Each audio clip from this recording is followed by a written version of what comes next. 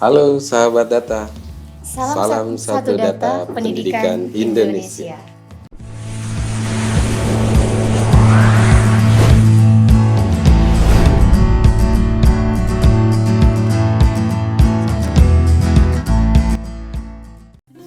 Baik, teman-teman yang kami hormati, Bapak Ibu, serta pengelola BOS di kabupaten kota, beserta sekolah. Pada kesempatan kali ini kita akan membahas mengenai terobosan kebijakan bantuan operasional BOS tahun 2020, yang mana seperti kita ketahui bersama bahwa di tahun 2020 ini BOS mengalami perubahan yang sangat signifikan sekali, karena tentu berkaitan dengan kebijakan yang dikeluarkan oleh Mas Menteri bahwa kita ada dalam tahapan merdeka belajar. Nah, untuk itu mari kita saksikan bersama bagaimana dan apa saja kebijakan BOS tahun 2020 ini yang nantinya akan dibawakan oleh Ibu Triani. Ibu ya. Emang apa sih nggak boleh? Ibu saja ya. Baik, waktu dan tempat kami persilakan. Oke, terima kasih. Ini saya panggil Kang Dadan atau Mas Dadan? Akang aja. Oh, Akang. Oke, manggalah kita Akang ya. Nih, begini Kang Dadan. Oke, baik. Pertama yang ingin saya jelaskan adalah poin-poin penting terkait dengan terobosan kebijakan BOS 2020. Yang pertama tentunya yang dapat kita lihat dan bisa kita rasakan khususnya oleh sekolah itu adalah mengenai mekanisme penyaluran. Penyalurannya ada yang berbeda. Ada yang berbeda dari tahun yang sebelumnya, tahun 2019. Tahun 2019 ada beberapa tahapan yang perlu dilakukan. Mekanisme penyalurannya mulai dari kas umum negara ke kas umum daerah. Jadi yang selanjutnya ditransfer langsung ke satuan pendidikan. Nah, berbeda dengan tahun 2020, Mas Menteri mengeluarkan kebijakan baru yang cukup wow gitu kan, dan hal ini tentunya sudah dipertimbangkan dan sudah ada dasar hukumnya dan ada 4 keunggulan. Keunggulannya yaitu yang pertama, memangkas birokrasi. Kenapa? Karena saat ini dana yang tersalur dari kas umum negara langsung ke satuan pendidikan, tidak melalui kasda provinsi, tidak ada. Jadi salah satunya memangkas birokrasi di level tingkat pemerintah daerah. Yang kedua, keunggulannya terobosan di kebijakan 2020 ini adalah penyalurannya serentak di 34 provinsi yang melalui KPPN di tiap provinsi. Selanjutnya meminimumkan keterlambatan karena di sini kita tahu bahwa tahun-tahun sebelumnya memang tergantung dari kinerja pemerintah daerah provinsi. Di sana banyak birokrasi yang harus dilalui. Namun sekarang birokrasi yang terjadi itu di level tingkat pusat di Kementerian Pendidikan dan Kebudayaan dan Kementerian Keuangan. SK penerima itu juga diputuskan oleh keputusan Menteri Pendidikan dan Kebudayaan. Satu lagi keunggulannya yaitu akuntabilitas tetap terjaga. Mengapa? Karena kita Kemdikbud sudah memiliki beberapa sistem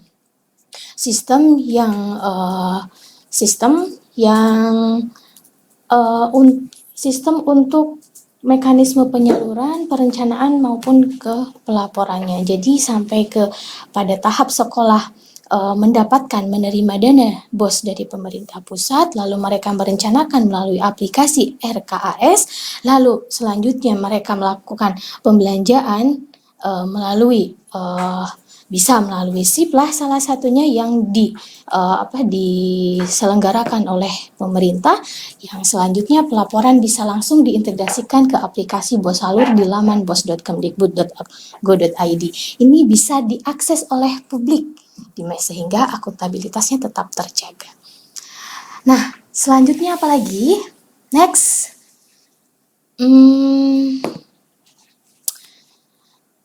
Nah, selanjutnya mengenai kebijakan yang lainnya. Teman-teman perlu ketahui bahwa kebijakan BOS ini tidak hanya melibatkan Kementerian Pendidikan dan Kebudayaan saja, tetapi ada 3 kementerian yang terlibat dalam pengelolaan dana BOS. Yang pertama, ada Kementerian Keuangan, ada Kementerian Pendidikan dan Kebudayaan, ada Kementerian Dalam Negeri, yang masing-masing memiliki peran yang berbeda, di mana mekanisme penyaluran yang tadi saya sampaikan, penyalurannya dari RKUN langsung ke Satuan Pendidikan itu tertuang dalam PMK nomor 9 PMK 07 2020. Selanjutnya, tahapan penyaluran yang 3 tahap ini juga menjadi salah satu terobosan, di mana yang sebelumnya penyaluran 2019 itu dilakukan melalui 4 triwulan 1, triwulan 2, triwulan 3, triwulan 4 dengan besaran persentase yang berbeda-beda. Triwulan 1 20%, triwulan 2 40, triwulan 3 20, dan triwulan 4 20. Nah, di tahun 2020 ini menjadi 3 tahap, yaitu yang pertama tahap 1 besaran persentasenya 30%, tahap 2 40%, dan tahap 3 30%. Nah, artinya tahap 1 dari bulan Januari sampai Maret, tahap 2 dari bulan April sampai dengan Agustus, tahap 3 dari bulan September sampai Desember. Artinya pada nanti nih tahap 2 selesai, berarti sekolah sudah menerima dana BOS sebanyak 70% dari bulan Januari sampai dengan bulan Agustus. Jadi hati-hati ya sekolah dalam merencanakannya, harus memperhatikan tentunya MBS, manajemen berbasis sekolah, efisien, efektif, akuntabel tetap harus dijaga, meskipun tagline-nya kita, dana BOS ini mendukung Merdeka Belajar. Nah, disitulah arti Merdeka Belajar dalam implementasi dana BOS ini adalah memberikan fleksibilitas yang setinggi-tingginya kepada sekolah untuk mengatur mengatur kebutuhan sekolah sesuai dengan analisis evaluasi diri sekolah masing-masing. Apa yang dibutuhkan, standar nasional pendidikannya apakah sudah tercapai? Nah, dilihat dari rapot mutu yang ada di sekolah masing-masing untuk memetakan perencanaan yang 1 tahun anggaran di 2020 yang penyalurannya dilakukan 3 tahap. Oke, selanjutnya tadi saya baru menyampaikan peran Kementerian Keuangan. Sekarang Kementerian Pendidikan. Kementerian Pendidikan dan Kebudayaan memiliki peran di sini, memiliki peran menentukan siapa saja sih yang berhak, sekolah mana saja yang berhak menerima dana BOS. Tentunya ada syarat dan kriteria. Syarat dan kriteria yang harus dilakukan oleh sekolah ya. Yang harus dipenuhi oleh sekolah. Syarat kriteria ini berlaku, ada yang khusus untuk negeri, ada yang swasta. Perbedaannya hanya satu antara negeri dan swasta, yaitu swasta harus memiliki izin operasional yang aktif. Nanti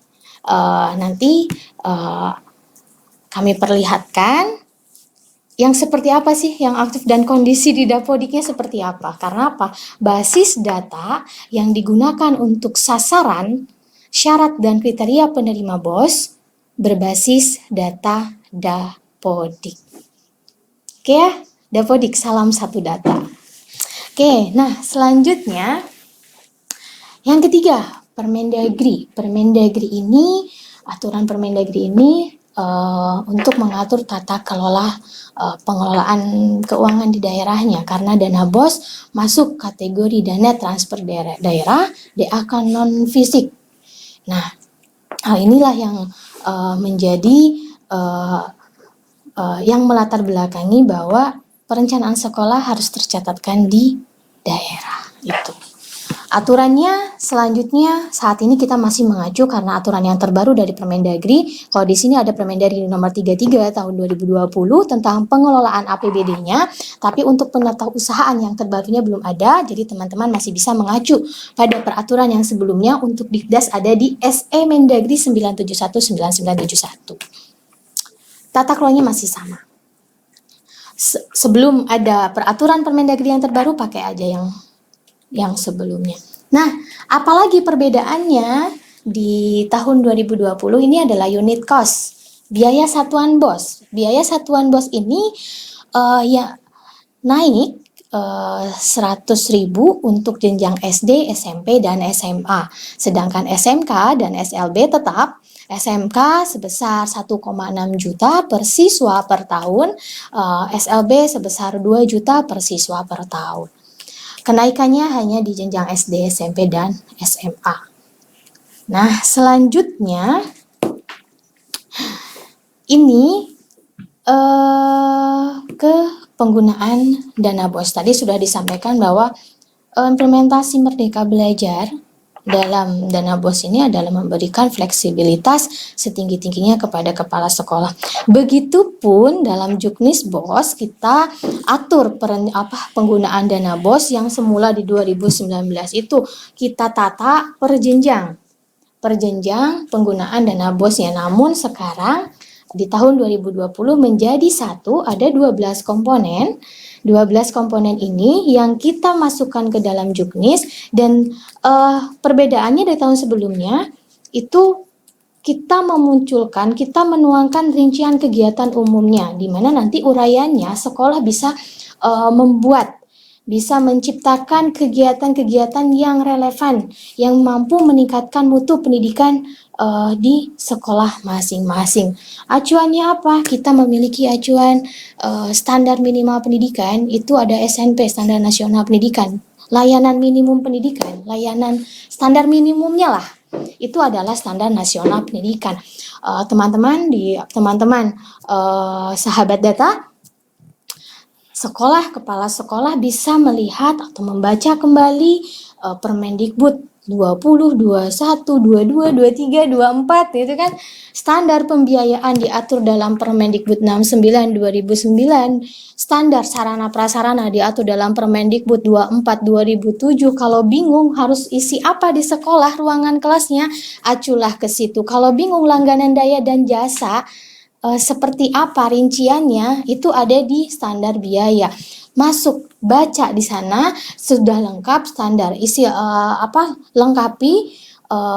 lengkapi semuanya, capaian mutunya sesuai dengan Standar Nasional Pendidikan ada di Permendikbud 20, 21, 22, 23, 24 23 2016. Standar proses, standar isi, standar kompetensi lulusan, standar penilaian, standar pengelolaan tenaga pendidik dan kependidikan, standar pendidik dan tenaga kependidikan pun diatur di dalamnya. Ketika kepala sekolah mau merekrut tenaga kependidikan, standarnya apa?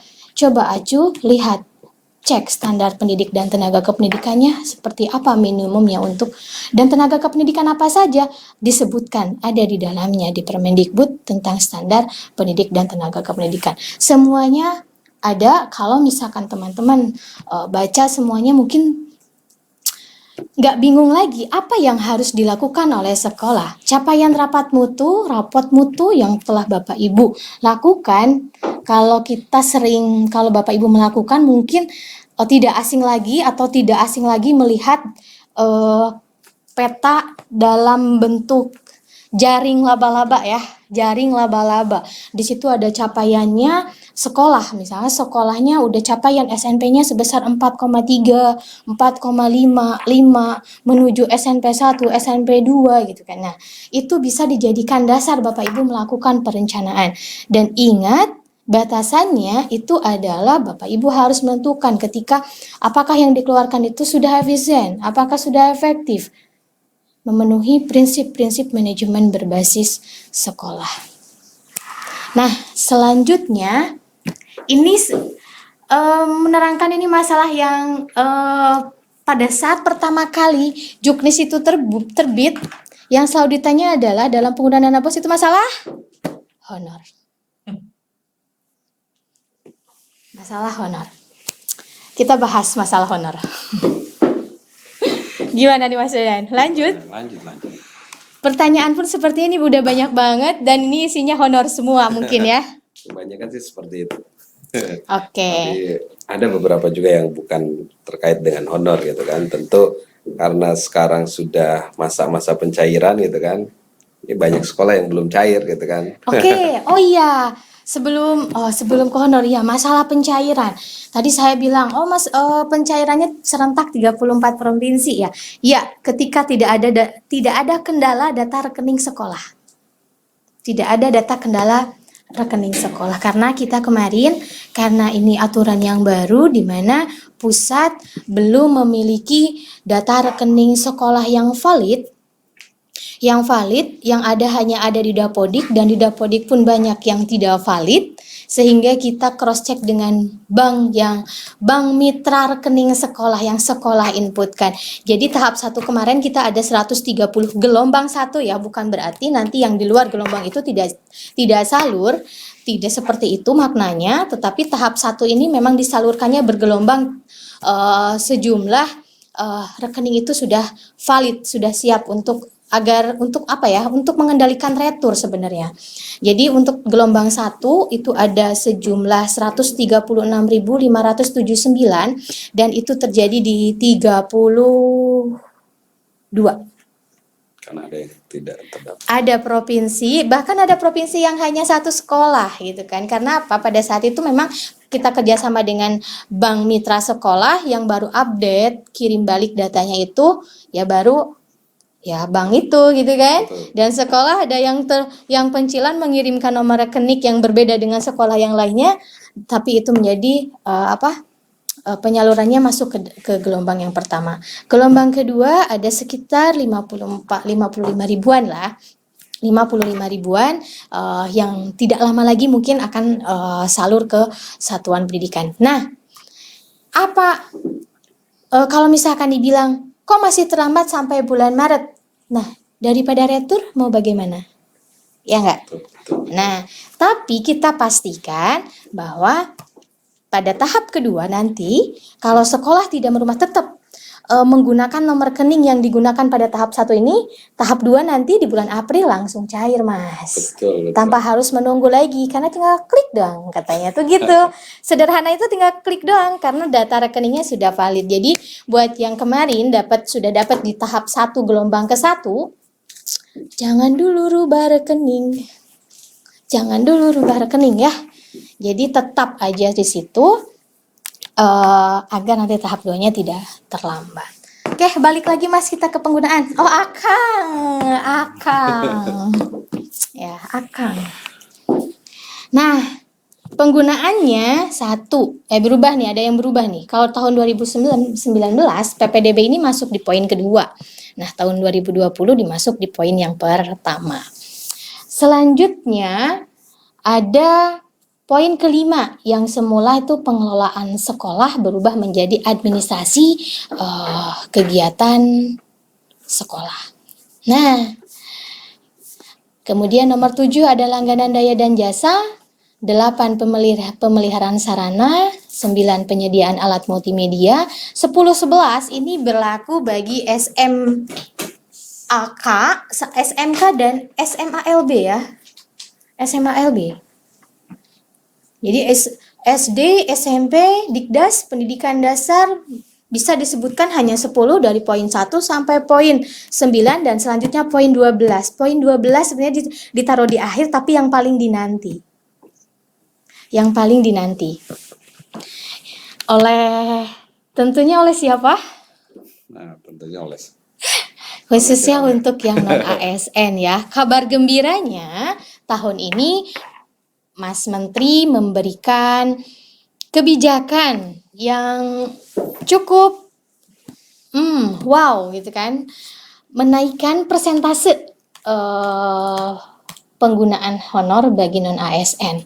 Kalau negeri dulunya 15%, tahun ini naiknya cukup lumayan ya, 200%-an ada ya. Sangat signifikan untuk yang negeri dari 15% menjadi 50% dan berlaku untuk negeri dan swasta sebesar 50%. Ini yang sifatnya gaji. Tetapi gaji pembayaran honor ini untuk non ASN, guru dan tenaga kependidikan. Akan tetapi prioritaskan dulu pembayarannya untuk bukan pembayarannya, tapi penuhi dulu, prioritaskan untuk penggunaannya, prioritaskan untuk guru dulu, yang selanjutnya untuk tenaga kependidikan. Kalau Mas Menteri bilang kayak gini, dana BOS ini mungkin memang bukan solusi ya untuk pemberian gaji. Ini karena sifat dana BOS ini bantuan, akan tetapi mungkin bisa lebih mensejahterakan guru, kata Pak Menteri tuh. Minimal bisa mensejahterakan guru yang katanya mungkin yang sebulannya 300.000 dulunya mungkin bisa nambah menjadi 500.000 atau menjadi 750.000 ya. Yang besarannya tentunya pusat tidak menentukan, tetapi silakan karena ingat ada Merdeka Belajar. Betul. Sekolah Sudah merdeka. Udah merdeka ya, merdeka belajar, merdeka belanja dong. Merdeka bekerja gimana? Oke, jadi memberikan kesempatan kepada kepala sekolah, fleksibilitasnya sangat tinggi, tetapi dengan mengacu ada batas-batasannya aturan yang ada selagi aturan itu selagi mengacu pada SNP yang ada dan tata caranya benar sesuai dengan aturan yang ada. Batasan-batasan itu hanya di situ saja agar apa? Agar tidak salah ya, tidak keluar dari aturan yang ada gitu kan. Merdeka di sini adalah merdeka dalam menentukan kebutuhannya tuh apa sesuai kebutuhan sekolah untuk capaian mutu di sekolah tersebut. Caranya harus mengikuti aturan PBJ, jenis pengadaan barang dan jasa ada aturannya, berarti pada saat kita belanja harus mengikuti aturan yang ada. Batasannya tuh di situ. Kemudian tata cara mau melakukan kegiatannya pakai cara patungan. Nah, patungan ini kan sulit ya. Bukan berarti kegiatannya tidak boleh, tetapi caranya tolong diperhatikan. Harus mengikuti aturan yang ada agar apa? Agar sekolah juga mampu memberikan katakanlah SPJ ya, bukti-bukti fisiknya yang akuntabel, yang tidak menyalahi aturan yang ada. Ketika pemeriksaan juga kita santai-santai aja, tetapi ketika misalkan contoh nih, patungan, semua sekolahnya diikutkan patungan tapi sekolah itu nggak ikut. Nah, bagaimana meriksanya? Ya kan? Ya nggak sih? Bagaimana meriksanya? Yang satu keluarnya tuh sekian juta, tetapi tetapi SPJ-nya ternyata tidak sama, misalkan seperti itu gitu kan. Karena ini juga menjadi topik yang hangat ketika mekanismenya menggunakan cara iuran, dan ternyata kita pernah sampai ke lapangan gitu kan, SPJ yang didapat pun ketika kita wawancara ke sekolah ternyata tidak sesuai dengan yang sebenarnya. Nah, hal itulah yang menjadi masalah. Bukan berarti kegiatannya tidak boleh, ya kan? Bukan berarti kegiatannya tidak boleh, tapi boleh dilakukan. Oke. Nah, untuk kembali ke honor. Nah, honor ini adalah maksimal 50%, tetapi ketika sekolah mau menggunakan, ada yang bertanya misalkan gini, boleh nggak sekolah saya tidak tidak menggunakan dana untuk honor, boleh saja. Kalau saya gunakan 10%-nya silahkan, 20%-nya silahkan. Tetapi ketika melakukan perencanaan jangan lebih dari 50%. Nah, untuk guru pembayaran honor non-ASN, untuk guru ada 3 syarat. Syaratnya yang pertama itu adalah guru tersebut terdata pada Dapodik per 31 Desember 2019, Mas. Akang lupa. Harus. Ya, terdata di Dapodik ya, khusus untuk guru nih. Terdata di Dapodik per 31 Desember 2019. Yang kedua memiliki NUPTK. Poin ini yang sangat triwe, yang kayaknya hampir tiap hari kedatangan tamu ini kita, ya kan? Betul. Iya nggak? Ya, sampai misalkan dari DPR, dari mana gitu kan, yang terkait dengan NUPTK ini. Dan yang ketiga ini syaratnya belum memiliki sertifikat pendidik. Oke, kita bahas nih satu-satu. Kalau misalkan ada yang bertanya, apakah harus terpenuhi semuanya? Tentu, karena ini adalah normatifnya adalah seperti itu. Normatifnya harus memiliki NUPTK. Bagaimana bagi sekolah atau bagi guru yang belum memiliki NUPTK? Coba dicek alur pengajuan NUPTK. Ya, ada pengajuan, ada juknis tentang pengajuan NUPTK yang dikeluarkan oleh dulunya PDSPK, sekarang namanya Pusdatin. Alurnya itu ada di sana. Nah, terus bagaimana dengan tenaga kependidikan? Tenaga kependidikan tidak mengikuti 3 syarat yang tadi. Oleh siapa SK-nya pun diangkat oleh kepala sekolah, silahkan. Dan tetapi pembayarannya masuk ke dalam 50%. Satu hal lagi yang paling penting terkait dengan pelaporan. Ingat, pelaporan tahap 1 dan tahap 2, sekolah harus melaporkan melalui laman bos.kemdikbud.go.id. Tahap 1 dan tahap 2 menjadi syarat penyaluran di tahap 3. Jadi, hati-hati ya. Hati-hati. Nah, satu lagi, bagi sekolah swasta yang izin operasional 1 tidak aktif, belum memperpanjang, ataupun yang sudah aktif tapi belum mengupdate, segera lakukan pengupdatean sebelum 31 Agustus. Ketika nanti kita lihat di 31 Agustus masih belum aktif, berarti yang swastanya karena tidak memenuhi izin operasional aktif, tahap 3-nya tidak salur. Oke, barangkali itu. Terima kasih. Selanjutnya apa nih? Selanjutnya kita akan buka, istilahnya kita jawab pertanyaan-pertanyaan yang sudah masuk di channelnya, di chatnya YouTube, sehingga nanti teman-teman yang sudah menuliskan pertanyaan dan kita rekap akan kita bahas satu persatu.